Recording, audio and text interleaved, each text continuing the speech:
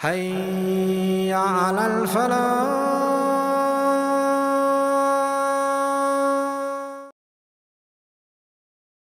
If you think of, most people think of good deeds as something that applies only to themselves.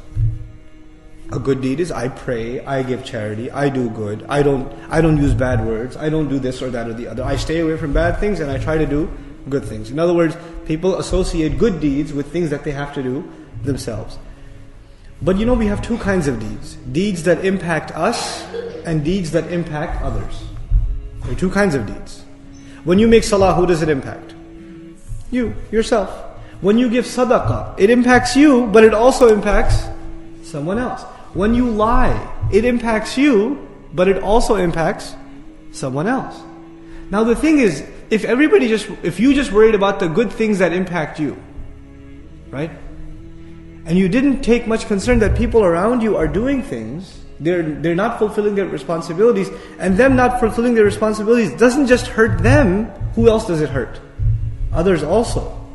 You have an obligation to others who are being hurt.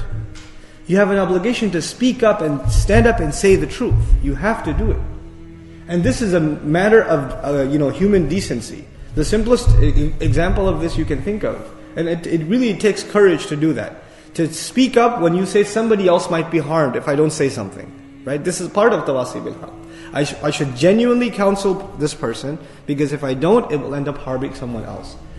Your mother, your daughter, your sister, your wife, or husband, somebody's doing something wrong in the family. They're doing an injustice. They're not giving the mahr, or they're not giving the right amount in inheritance. And it's happening in front of your eyes. And you say to your inner conscience, I should say something.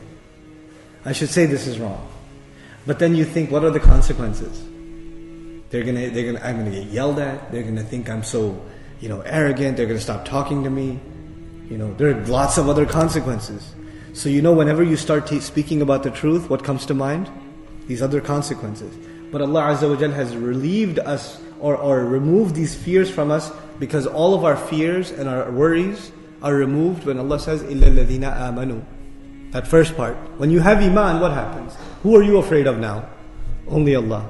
Only Allah. And when you do righteous deeds, then that iman only gets strengthened. And when that iman is strengthened, it is only then that it's easy for you to do tawasi bil haqq. And if you find it difficult to do tawasi bil haqq, you know what that means? That means that the iman is not strong enough. The iman isn't strong enough. The two things become tied to each other. The courage to speak up and stand for the truth is directly connected to iman. It's directly connected to it. Now actually, let's look at the hadith of Abu Sa'id al-Khudri first. من رأى منكم منكرا فليغيره بيده فإن لم يستطع فبلسانه فإن لم يستطع فبقلبه وذلك أضعف الإيمان. Not أضعف العمل, but أضعف الإيمان. He says, whoever sees a bad thing happen, he should change it with his hand. This is tawasi bil haqq too. If he can't do it, he should change it with what?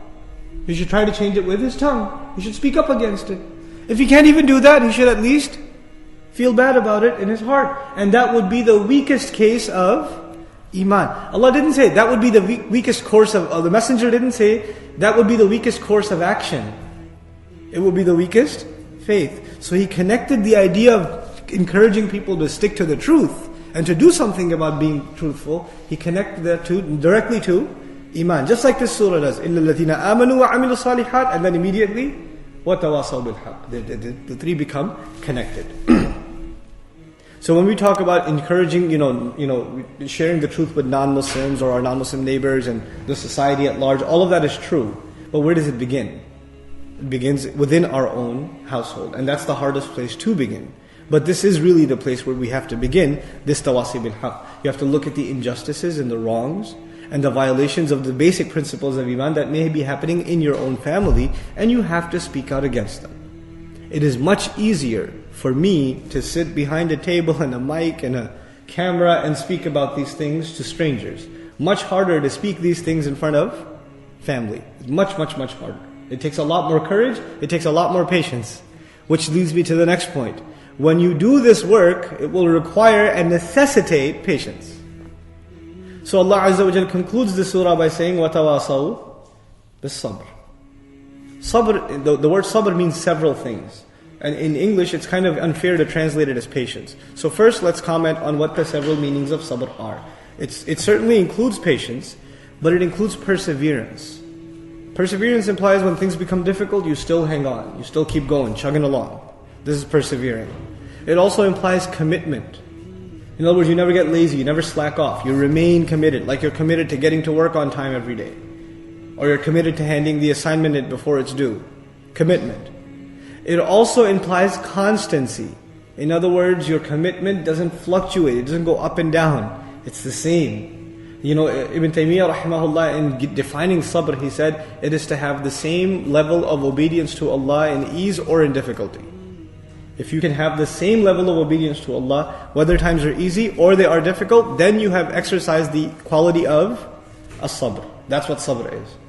So now, but Allah doesn't say, وَتَوَاصَوْا بِالْحَقِّ وَصَبَرُوا. This is very important. They encouraged each other and counseled each other to the best of their ability, with sincerity, truthfully, to the truth and to the obligations that they owe. And Allah didn't continue by saying, and they were patient in doing so. He didn't just say they were patient. He went a step further and said, وَتَوَاصَوْا بِالصَّبْرِ, which teaches us something huge. Not only is sabr included now, meaning they were patient, they were perseverant, they remained constant, but they encouraged each other in remaining patient and constant and persevering. You know what that teaches us? You cannot keep your sabr. You need someone to counsel you and give you strength and say, listen, you need to have sabr. We need to feed, sabr feeds off of each other.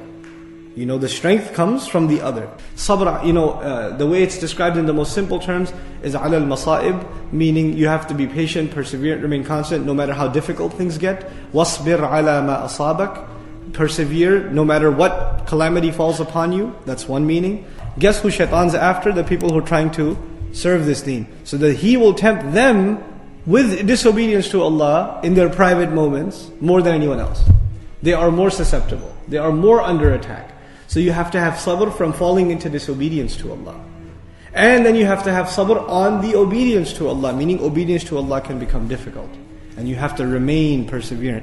And you have to, there are among us, these are real stories. This is not some theory. Allah speaks to us, He talks about us, and He knows what kind of lives we lead. فِيهِ ذِكْرُكُمْ. And it is your own mention. The first comment is all of these are mentioned in the past tense. إِلَّا الَّذِينَ آمَنُوا, past tense. وَعَمِلُوا, past tense. وَتَوَاصَوْا, all past tense. What's the benefit of that? What's the difference between saying that and saying إِلَّا الَّذِينَ يُؤْمِنُونَ وَيَعْمَلُونَ الصَّالِحَاتِ وَيَتَوَاصَوْنَ بِالْحَقِّ وَيَتَوَاصَوْنَ بِالصَّبْرِ? Why not mention it in the present tense? Mentioning it in the past tense implies these are people who lived their entire life doing it, and until the moment they died. So you can look back at their entire life and you'll be able to say, yes, they fulfilled the rights of iman. Yes, when you look at their life, you say these people did good. And they did tawasi bil haqq and they did tawasi bil sabr. In other words, this is almost a fulfillment of the ayah, وَلَا تَمُوتُنَّ إِلَّا وَأَنْتُمْ مُسْلِمُونَ. Don't you dare die except that you're Muslims. When you're looking back at their life, you don't say they used to be good and then they failed, tapered off. Until the end of their life, they were committed, so you can look back at them and say, they fulfilled all four of these things. So by mentioning them in the past, it is an illustration that their entire life represents these behaviors, until death came to them. These are the people. In other words, you can never just stop. You can never just look, you have to reach the point where you can look back, or people will look back at your entire life and be able to say, all these four conditions were met. This is the second benefit. Assalamu alaikum wa rahmatullah. If you enjoyed this video, please do share it with friends and family. If you want to see more videos from this series, click on the box at the top. If you want to see other videos, click on the box at the bottom. And don't forget to hit the subscribe button. Thanks.